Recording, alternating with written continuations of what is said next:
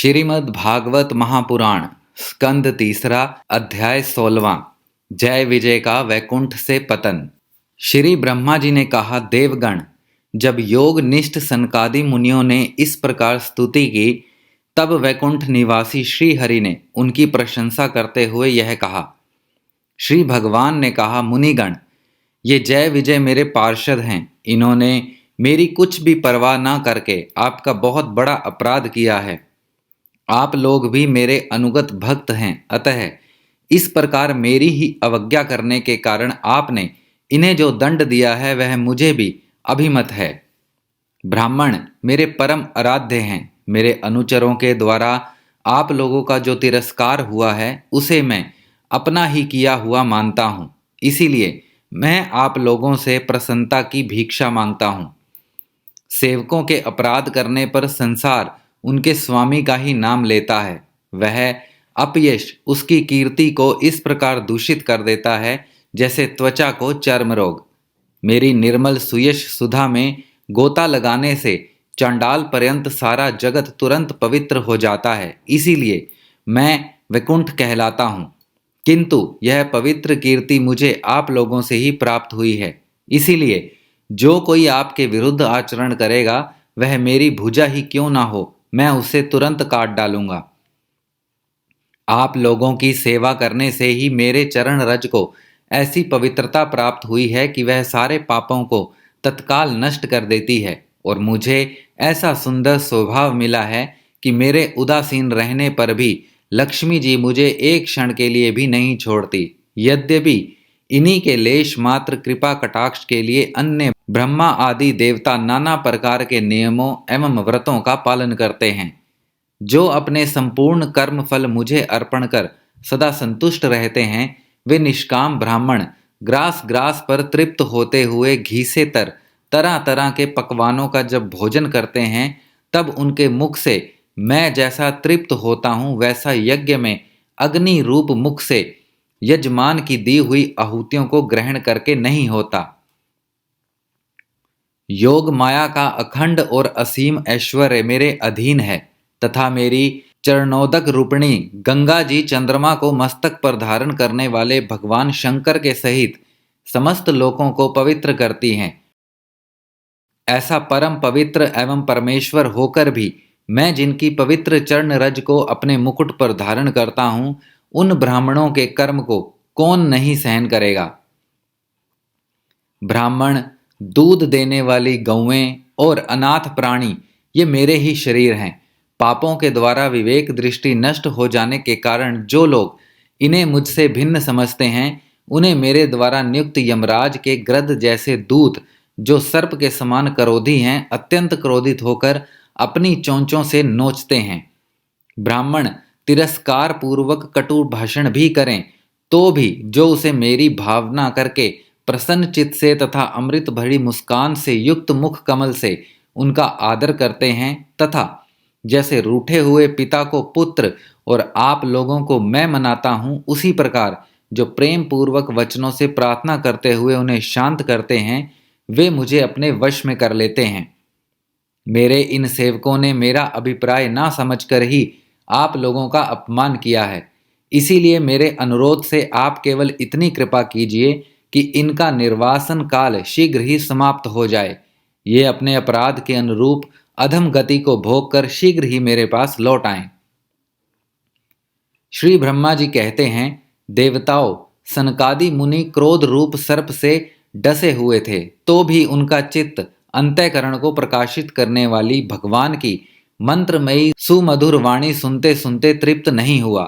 भगवान की उक्ति बड़ी ही मनोहर और थोड़े अक्षरों वाली थी, किंतु वह इतनी अर्थपूर्ण, सारयुक्त, दुर्विज्ञ और गंभीर थी कि बहुत ध्यान देकर सुनने और विचार करने पर भी वे यह ना जान सके कि भगवान क्या करना चाहते हैं। भगवान की इस अद्भुत उदारता को देखकर वे बहुत आनंदित हुए और उनका अंग अंग पुलकित हो गया। फिर योग माया के प्रभाव से अपने परम ऐश्वर्य का प्रभाव प्रकट करने वाले प्रभु से वे हाथ जोड़कर कहने लगे। मुनियों ने कहा, स्वयं प्रकाश भगवन, आप सर्वेश्वर होकर भी जो यह कह रहे हैं कि यह आपने मुझ पर बड़ा अनुग्रह किया, सो इससे आपका क्या अभिप्राय है, यह हम नहीं जान सके। प्रभो, आप ब्राह्मणों के परम हितकारी हैं।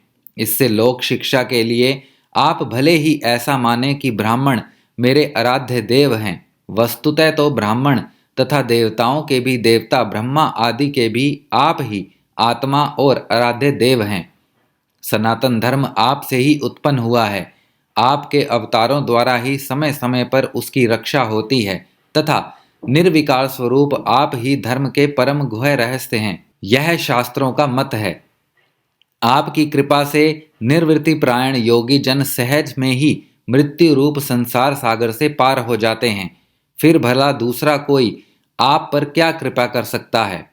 भगवान, दूसरे अर्थार्थी जन जिनकी चरण रजों को सर्वदा अपने मस्तक पर धारण करते हैं, वे लक्ष्मी जी निरंतर आपकी सेवा में लगी रहती हैं। सो ऐसा जान पड़ता है कि भाग्यवान भक्त जन आपके चरणों पर जो नूतन तुलसी की मालाएं अर्पण करते हैं, उन पर गुंजार करते हुए भंवरों के समान वे भी आपके पाद पदों को ही अपना निवास स्थान बनाना चाहती हैं। किंतु अपने पवित्र चरित्रों से निरंतर सेवा में तत्पर रहने वाली उन लक्ष्मी जी का भी आप विशेष आदर नहीं करते। आप तो अपने भक्तों से ही विशेष प्रेम रखते हैं। आप स्वयं ही संपूर्ण भजनीय गुणों के आश्रय हैं। क्या जहां तहां विचरते हुए ब्राह्मणों के चरणों में लगने से पवित्र हुई मार्ग की धूलि और श्रीवत्स का चिन्ह आपको पवित्र कर सकते हैं? क्या इनसे आपकी शोभा बढ़ सकती है? भगवन, आप साक्षात धर्म स्वरूप हैं।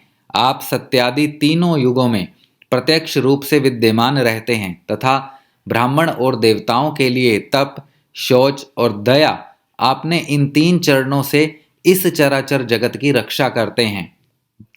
अब आप अपनी शुद्ध सत्वमयी वरदायिनी मूर्ति से हमारे धर्म विरोधी रजोगुण तमोगुण को दूर कर दीजिए। देव, यह ब्राह्मण कुल आपके द्वारा अवश्य रक्षणीय है।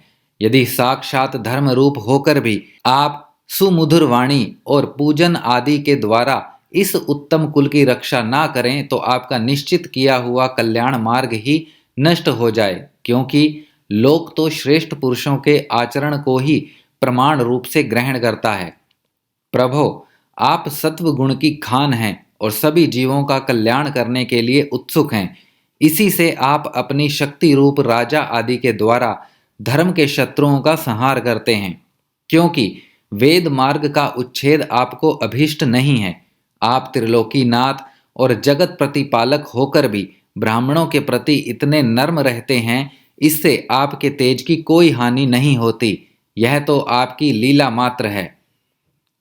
सर्वेश्वर, इन द्वारपालकों को आप जैसा उचित समझें वैसा दंड दें अथवा पुरस्कार रूप में इनकी वृत्ति बढ़ा दें। हम निष्कपट भाव से सब प्रकार आपसे सहमत हैं।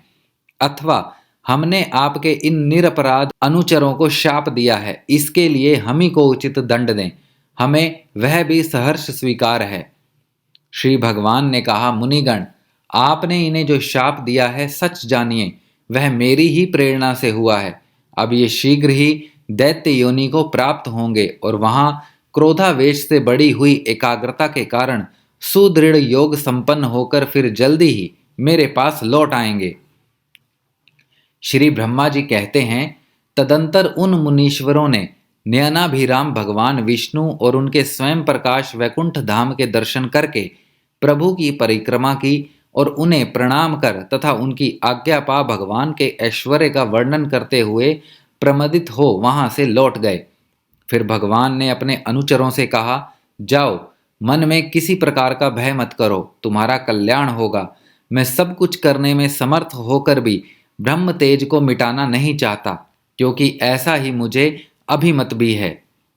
एक बार जब मैं योग निद्रा में स्थित हो गया था, तब तुमने द्वार में प्रवेश करती हुई लक्ष्मी जी को रोका था। उस समय उन्होंने क्रुद्ध होकर पहले ही तुम्हें यह शाप दे दिया था। अब दैत्य योनि में मेरे प्रति क्रोधाकार वृत्ति रहने से तुम्हें जो एकाग्रता होगी, उससे तुम इस विप्र तिरस्कार जनित पाप से मुक्त हो जाओगे और फिर थोड़े ही समय में मेरे पास लौट आओगे। द्वारपालकों को इस प्रकार आज्ञा दे भगवान ने विमानों की श्रेणियों से सुसज्जित अपने सर्वाधिक श्री संपन्न धाम में प्रवेश किया। वे देवश्रेष्ठ जय विजय तो ब्रह्म श्राप के कारण उस अलंघनीय भगवत धाम में ही श्रीहीन हो गए तथा उसका सारा गर्व गलित हो गया। पुत्रों, फिर जब वे वैकुंठ लोक से गिरने लगे तब वहां श्रेष्ठ विमानों पर बैठे हुए वैकुंठ वासियों में महान हाहाकार मच गया। इस समय दिति के गर्भ में स्थित जो कश्यप जी का उग्र तेज है, उसमें भगवान के उन पार्षद प्रवरों ने प्रवेश किया। उन दोनों असुरों के तेज से ही तुम सबका तेज फीका पड़ गया है। इस समय भगवान ऐसा ही करना चाहते हैं। जो आदि पुरुष संसार की उत्पत्ति, स्थिति और लय के कारण हैं, जिनकी योग माया को बड़े बड़े योगी जन भी बड़ी कठिनता से पार कर पाते हैं, वे सत्वादी तीनों गुणों के नियता श्री हरि ही हमारा कल्याण करेंगे।